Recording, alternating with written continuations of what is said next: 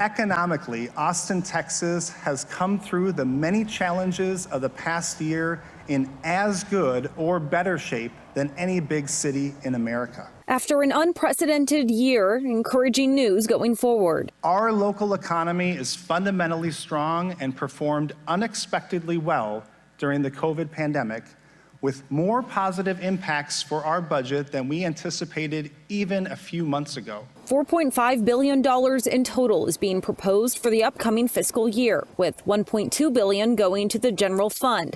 Some of the highlights, $65 million toward fighting homelessness.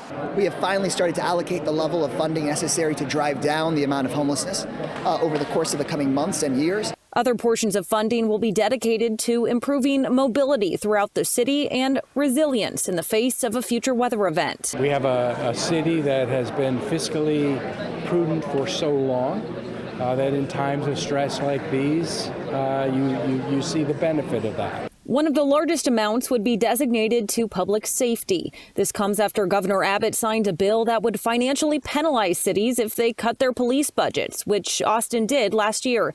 This year's proposal meets the threshold necessary to avoid that by reinstating certain departments back into APD's budget.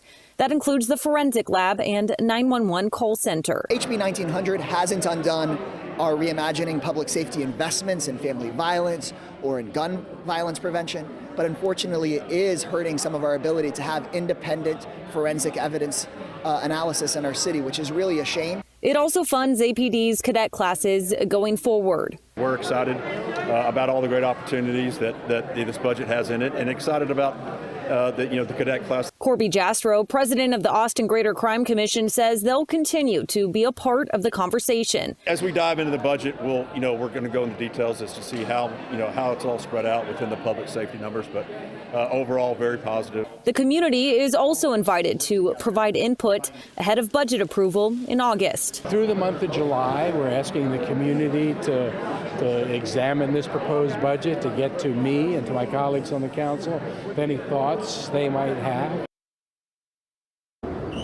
Now, much of that funding does come from tax revenue, but the city of Austin says taxpayers, ratepayers can expect to pay less than 1% more. That comes out to about an extra $3 per month. Reporting live from City Hall, Carissa Lemko, Fox 7 Austin News.